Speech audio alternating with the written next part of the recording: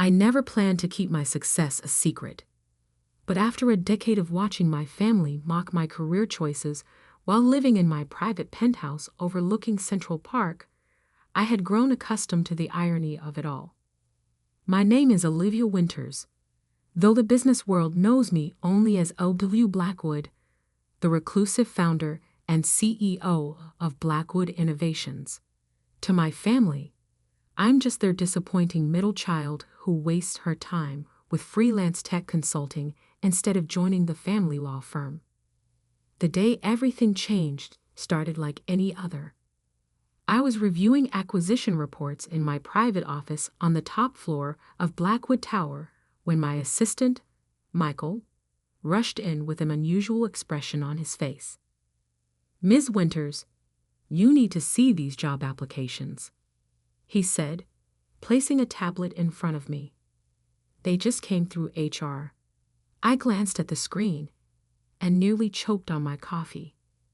There, in pristine digital formatting, were the resumes of my sister Diane and my brother James. Both had applied for executive positions at Blackwood Innovations. "There's more," Michael added, scrolling to another document. "Your father's law firm is also pitching their services to our legal department. The meeting is scheduled for next week." I leaned back in my chair, memories flooding back from 10 years ago. I was fresh out of college with a computer science degree, pitching my ideas for revolutionary software architecture to my family over dinner. "Tech startups are a dime a dozen," my father had scoffed, barely looking up from his legal briefs. "Winters and Associates has been a respected law firm for 3 generations. That's real success, not this coding nonsense." Diane, 2 years older and already a junior partner at the firm, had smirked. "Come on, Dad. Let her play with her computers. She can always come work as our IT support when she fails." Only my younger brother James had shown any interest, but even that was condescending. "Maybe you could build us a better website for the firm," he had suggested, as if that was the height of technological achievement. I left that dinner knowing I would never convince them to see my vision. So I stopped trying. Instead, I took my savings, borrowed against my trust fund, and started working in absolute secrecy. The first few years were brutal. I worked out of a tiny apartment, taking legitimate freelance jobs while building my company on the side. Every family gathering became an exercise in restraint as they pitied my struggling career. "Still doing that freelance thing" became their constant refrain, always tinged with mock concern and real condescension. What they didn't know was that my freelance thing was a cover for building one of the most innovative software companies in the world. Blackwood Innovations revolutionized enterprise architecture, cloud computing, and artificial intelligence. By the 5th year, we were valued at over $2 billion. By the 8th year, we had gone public, and my personal worth exceeded the combined value of every law firm in New York. Through it all, I maintained my cover. I kept my small apartment for family visits. Though I lived in a penthouse, I drove an old Honda to family functions, while my collection of luxury cars sat in a private garage. I endured their pitying looks while donating more to charity each year than their firm made in profit. Now, staring at their job applications, I felt a strange mix of emotions. Part of me wanted to reject them immediately, to let them feel a fraction of the dismissal they had shown me. But another part saw an opportunity for something more satisfying. "Michael," I said finally, "schedule the interviews. But don't conduct them in the executive suite. Use the small conference room on the 15th floor." He raised an eyebrow. "The one we use for junior positions?" "Exactly. And don't tell them anything about meeting with O.W. Blackwood. Let them think they're interviewing with middle management." After Michael left, I opened my laptop and began researching my siblings' recent careers. Diane had left our father's firm 2 years ago after a failed attempt to modernize their practice. James had bounced between several firms, never quite living up to our father's expectations. Now they both wanted to join the tech world they had once mocked. My phone buzzed. A text from Diane. "Hey sis, I just applied to this amazing tech company. Put in a good word if you know anyone there." I smiled at the irony. For 10 years, she had never once asked about my work or shown any interest in tech. Now that she needed something, suddenly my connections mattered. "I'll see what I can do," I replied, knowing that tomorrow would change everything. That evening, I stood in my penthouse, watching the sunset paint the city in shades of gold. On my desk sat an old photo from my college graduation, the last time my family had shown any real pride in me.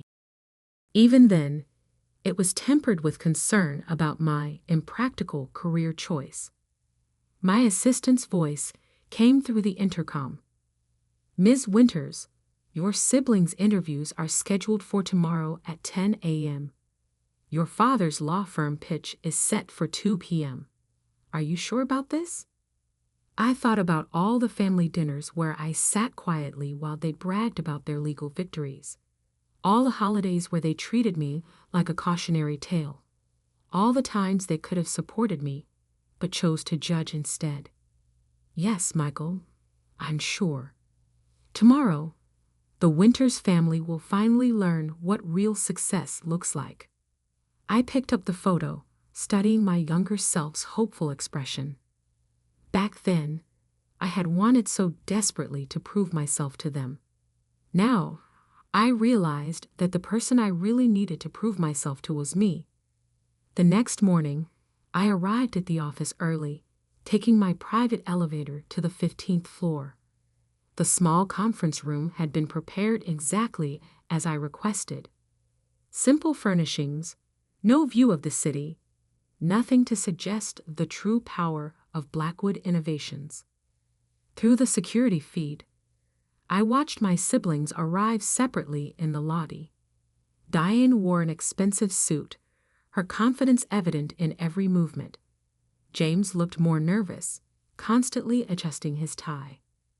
They were escorted to the 15th floor, neither of them realizing that their supposedly struggling sister was watching from the executive suite above, about to change their world forever. Through the security monitors, I watched my siblings sit nervously in the small conference room. Diane kept checking her reflection in her compact mirror, while James drummed his fingers on the table. Neither of them had any idea that their lives were about to change completely. "Send in the first interviewer," I instructed Michael through my earpiece. Right on cue, Sarah Chen, my chief technology officer, entered the room. I had chosen her specifically because she was young, female, and brilliant, everything my siblings had dismissed throughout my career. "Good morning," Sarah said, sitting down with their resumes. "I'm conducting initial interviews for Blackwood Innovations. Let's start with your technical backgrounds." Diane straightened in her chair, adopting the confident pose she perfected in courtrooms. "While I don't have direct tech experience, I've overseen several digital transformation projects at law firms." "Really?" Sarah raised an eyebrow. "Could you elaborate on the technical aspects of those projects?" I watched Diane flounder, trying to mask her lack of knowledge with legal jargon. James wasn't doing much better, his claims of understanding the tech industry falling apart under Sarah's precise questioning. After 20 excruciating minutes, Sarah thanked them and left. My siblings exchanged worried glances, their confidence visibly shaken. "Send in round 2, I instructed. This time, it was Marcus Rodriguez, my head of innovation. He began asking about their views on emerging technologies, cryptocurrency, and artificial intelligence. Their answers were painfully outdated, filled with buzzwords, but lacking any real understanding. Is this a joke? Diane finally snapped, her frustration breaking through. We're here to interview for executive positions, not tech support. Where is O2 Blackwood? We should be meeting with actual decision makers. Marcus kept his expression neutral, though I could see him fighting back a smile. Ms. Winters, I assure you this is standard procedure. However, if you prefer to leave. No. James cut in quickly. We apologize. Please continue.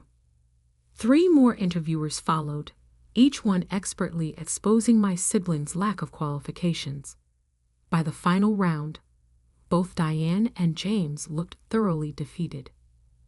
Ms. Winters. Michael's voice came through my earpiece.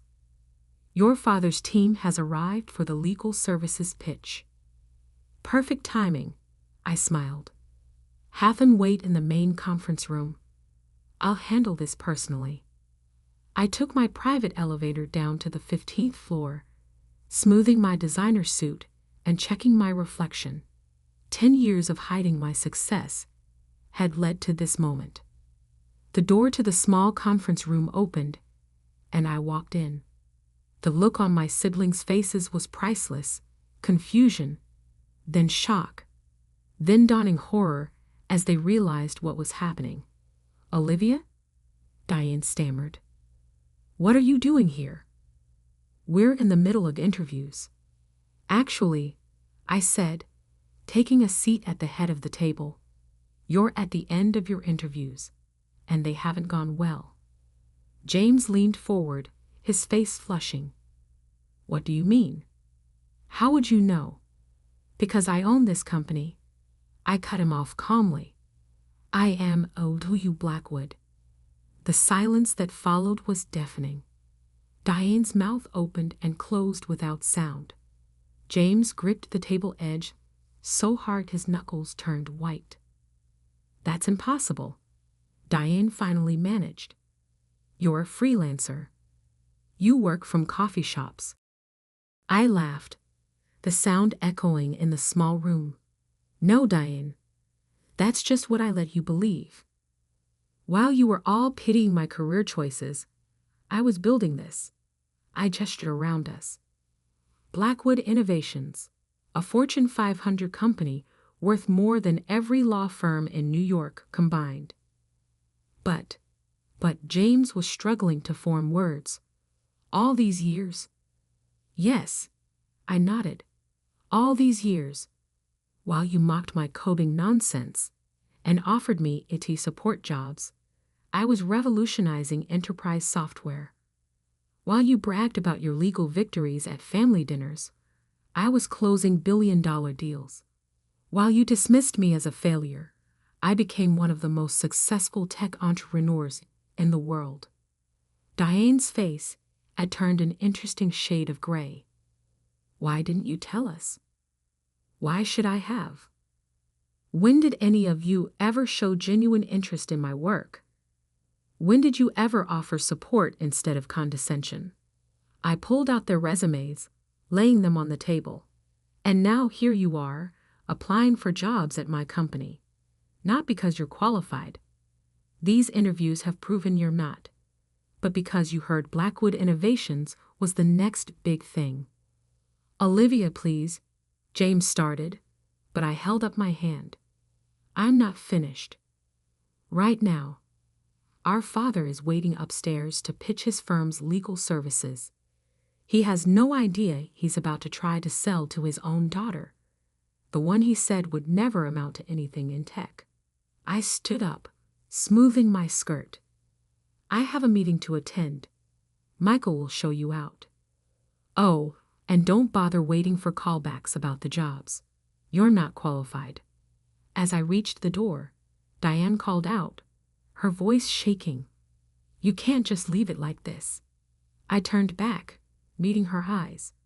Actually, I can. I spent 10 years letting you all believe what you wanted about me. Now you get to live with the truth.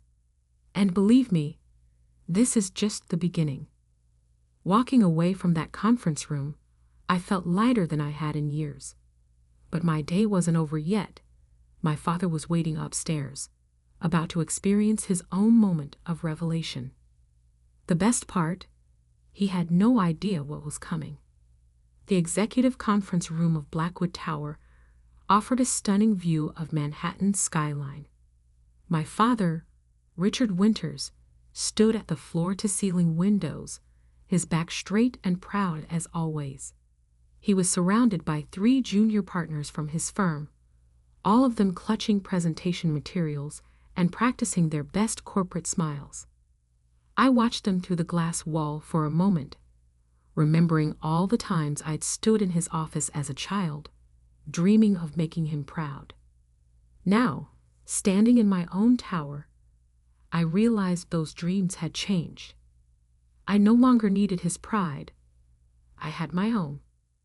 "Miss Blackwood is ready for you," Michael announced, opening the door. My father turned, his practiced smile freezing as I walked in. For a moment, confusion crossed his face, then shock, then disbelief. "Olivia," he stammered, "what are you doing here?" I sat down at the head of the conference table, enjoying the moment. "Hello, Dad. I believe you're here to pitch legal services to Blackwood Innovations." The junior partners exchanged bewildered looks. One of them quickly flipped through his notes, probably wondering if they'd somehow missed this connection in their research. "I don't understand," my father said, still standing. "We have a meeting with LW Blackwood." "Yes," I smiled. "You do. Please, sit down." Realization dawned slowly on his face as he sank into a chair. You're LW Blackwood?" "Yes, founder and CEO of Blackwood Innovations, the company you're so eager to represent." I turned to the junior partners. "I apologize, but this meeting needs to be private. Family matter." They practically ran from the room, leaving me alone with my father. For a long moment, neither of us spoke. He stared at me like he was seeing a stranger. "How?" he finally managed. "How did I build a multi-billion-dollar tech company while you thought I was struggling? Or how did I keep it secret from a family of supposedly brilliant lawyers?" "Both," he whispered. I leaned back in my chair. "I built it the same way I tried to tell you I would, 10 years ago at that dinner. Remember? When you said tech startups were a dime a dozen." He flinched at the memory. "As for keeping it secret," I continued, "that was surprisingly easy. You were all so convinced I was a failure that you never bothered to look closer. Did you know Blackwood Innovations has been featured in Forbes 12 times? That I've been on CNBC? That our IPO was the biggest tech offering of the decade? But your apartment, your car, props," I said simply.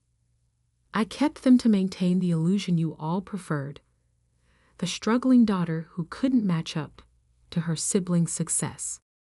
My father's face had aged 10 years in 10 minutes. "Diane and James, they applied for jobs here." "Yes, they did. They just finished their interviews, in fact. It didn't go well." He straightened in his chair, some of his old authority returning. "Now see here, Olivia. They're your family. Surely you could." "Could what, Dad?" I cut him off. "Give them jobs they're not qualified for. Like you offered me that support position at your firm?" I pulled out his firm's proposal. "Or should I just hire your firm because we're family? Is that how you think business works?" "That's not fair," he protested weakly. "No. What's not fair is spending a decade dismissing your daughter's dreams and abilities because they didn't match your narrow definition of success." I stood up, walking to the windows. "Look at this building, Dad. Look at what I built while you were telling everyone I was wasting my potential." He joined me at the window, his reflection showing a mix of emotions I'd never seen before: shame, regret, and something that might have been pride. "Why tell us now?" he asked quietly. "Because it was time. Because I'm tired of maintaining the lie. And because—" I turned to face him. "I wanted you all to learn an important lesson about judging people. And have we learned it?" A hint of his old sarcasm crept into his voice. "I don't know, Dad. Have you? Your children just applied for jobs at a tech company you said would never succeed. Your firm is pitching services to the daughter you said would never amount to anything. What do you think?"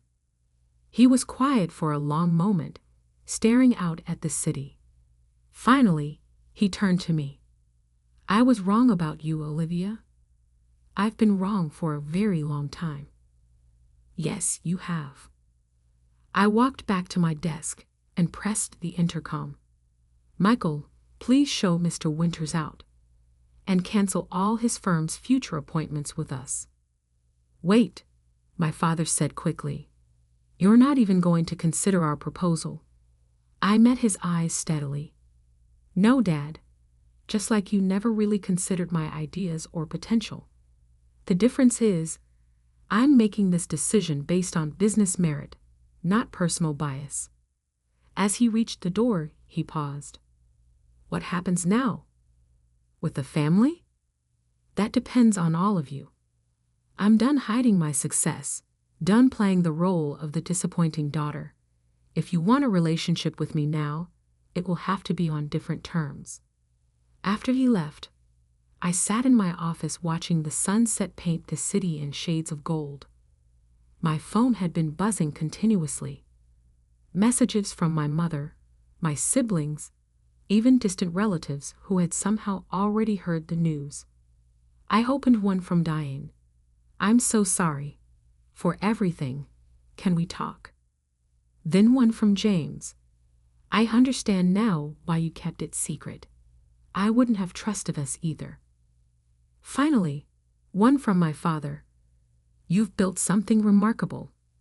Not despite ignoring my advice, but because you had the courage to follow your own path. I'm sorry I couldn't see that sooner." I didn't respond to any of them immediately. Instead, I called Michael in. "Cancel my dinner plans," I told him. "I need you to set up something else." The next evening, I hosted a family dinner in my penthouse, my real home, not the small apartment I'd used as a cover. They arrived one by one, their eyes wide, as they took in the luxury they'd never known I had. "Before we eat," I announced, once they were all seated, "I want to make something clear. This dinner isn't about forgiveness or pretending the past didn't happen. It's about moving forward honestly. Can we do that?" They nodded, looking appropriately humbled. "Good," I smiled. "Then let me tell you the real story of how I built Blackwood Innovations. No more secrets, no more hiding, just the truth." As I began my story, I saw something new in their eyes. Not pity, not condescension, but genuine respect. And for the first time in 10 years, I felt completely free. The next morning, I walked into my office wearing success openly. No more pretenses, no more hiding. My family had learned their lesson about underestimating people, and I had learned that sometimes the best revenge isn't proving others wrong, it's proving yourself right. The press got wind of the story, of course. Tech billionaire's secret identity revealed became the headline of the week. But I didn't care anymore. I had spent 10 years building something extraordinary while my family believed I was failing. Now they would spend the rest of their lives knowing that their biggest failure wasn't in business. It was in failing to see the success right in front of them. And that was worth more than any fortune I'd built.